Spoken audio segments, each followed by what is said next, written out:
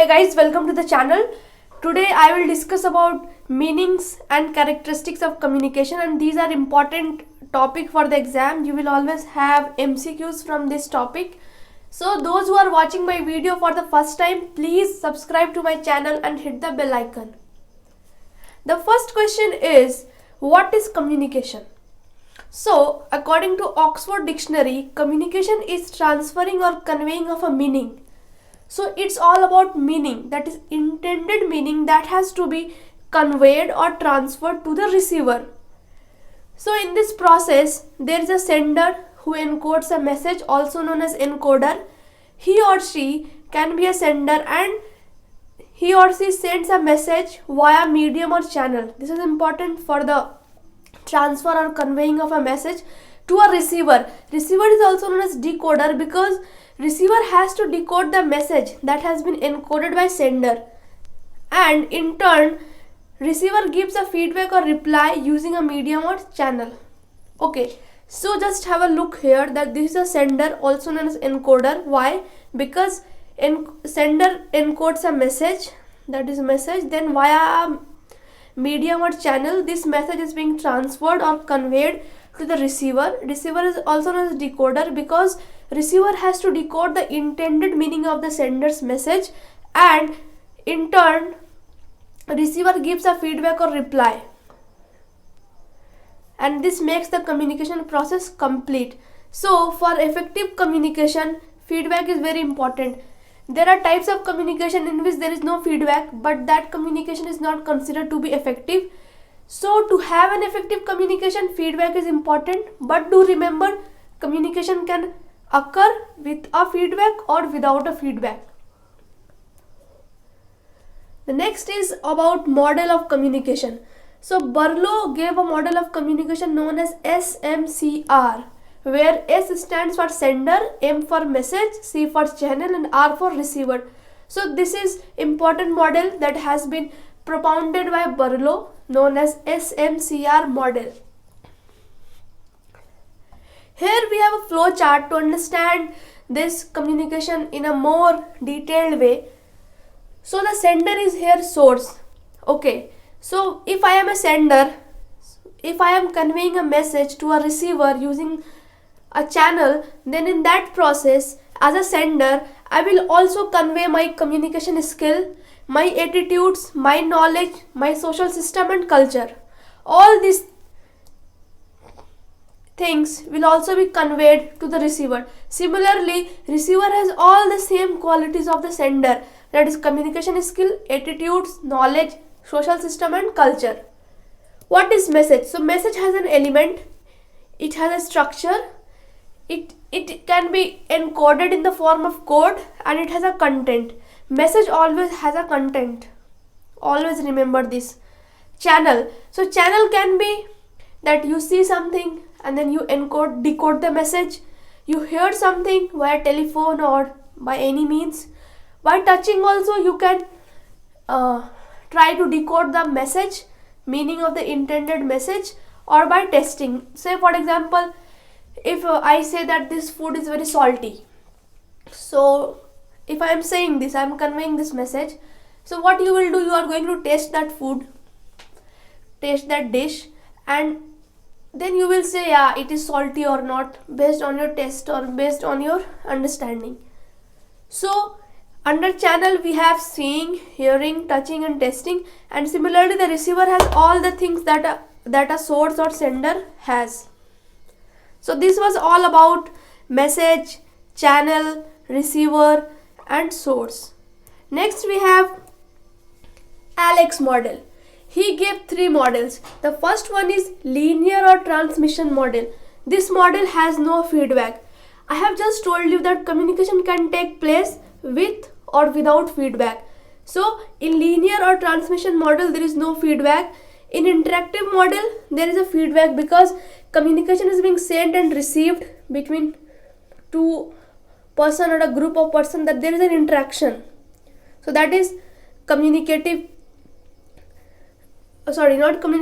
communicative, that is interactive model. The third one is transactional model. This model has channels of feedbacks. It basically takes place in the classroom, that a teacher is teaching to a group of students and there is a discussion going on between teacher and the students. So in that process, there is a channel of feedback that continues between the teacher and the learner. So these are the three models propounded by Alex. Here we have a flow chart to understand all those three models. The first one was linear. So as you can see that here we have a sender. That sender will encode a message. With the help of a channel, this message will be transferred to a receiver, but receiver has no option to reply or to give feedback. So this is linear, one-way model, one-way communication process. The second one is interactive, where there is a flow of message from sender to receiver and from receiver to sender. So in this process, sender becomes receiver and receiver becomes sender. It depends on the decoding and encoding a message.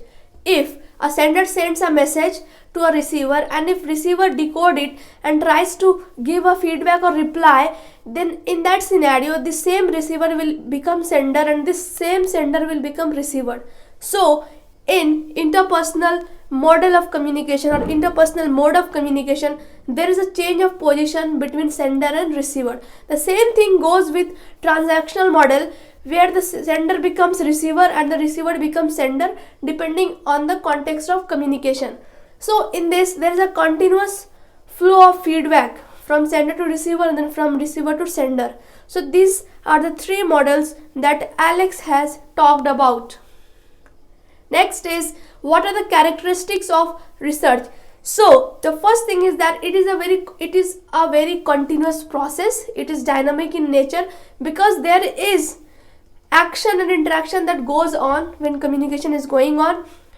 It can be a two-way process where we have feedback mechanism. Communication always takes place in a context that can be physical, like at which place the communication is going on, whether in a school, on the street, inside a theater, or on the ground, where. Then the social, in what social context we are having communication, and psychological things, whether you are very happy to be part of that communication or whether you are just being stuck in the communication process. Environment, whether it is friendly, informal or formal, and temporal, that is time. At what time, whether morning time, evening time, lunch time, at what time, 10 o'clock morning, 10 o'clock evening, night. So these are the context in which communication takes place. It is based on symmetry and complementary. So complementary is something which completes two people or which completes the communication process. For example, there is a student who is good in maths but bad in English, and there is another student who is bad in maths but good in English. So these opposite things will help them to interact with each other and build a communication. Okay, so this is complementary. When it comes to symmetry, then under symmetry, the thing is that the same group of people who are like-minded people, they will form a group and they will have a communication on a particular topic, the topic which is common to them or which interests them. So communication is both symmetry as well as complementary. The fifth point is common language. This common language is important because common language is needed to encode a message and the same message has to be decoded by the receiver. So in that scenario, this common language becomes important for an effective communication, because if I say Tamil and you don't know Tamil, then it becomes difficult to communicate with you, right? So we need a common language, and that can be English when it comes to different language group. Say for example, I know Hindi but you don't know Tamil. I know Tamil, you don't know Hindi. Then English come as a rescue. That is a common language that both of us know. So common language is important here. The sixth point is the receiver must be interested. So for communication to be effective, for communication to be continuous and to go on, the receiver must be interested. If receiver is not interested, then the communication will not last for a long time. Seventh point is that there is a necessity of meeting of minds. Just like symmetry I have discussed, that if minds are not meeting, there is no say for example, there is a huge ideological clash between two people, then they can't have a communication between them, because their minds are not meeting at all. They have a different point of view on the same particular thing, and they are like clashing a lot. So meeting of mind is necessary for the communication to take place, and it is also important for the minds to meet, because it helps the receiver to comprehend the intended meaning of sender. Whatever sender is trying to convey with the help of a medium to the receiver should be able to decode that intended meaning. So in communication, this intended meaning things become very important. The next point we have that it can be conducted with the help of gestures, that is non-verbal communication. There is no use of word, but with the help of your smiling face or with the help of your waving hands, you can communicate. So it comes under gestures. I will discuss it in detail in the upcoming videos. Next we have what are the functions. So the first function is that it reduces uncertainty for smooth functioning. If two people have a talk, or if two people communicate with each other, then the uncertainty will reduce, because both of them will try to understand each other's viewpoint, and if there is any issue, then both of us will understand each other's issue and they can look for the solution collectively.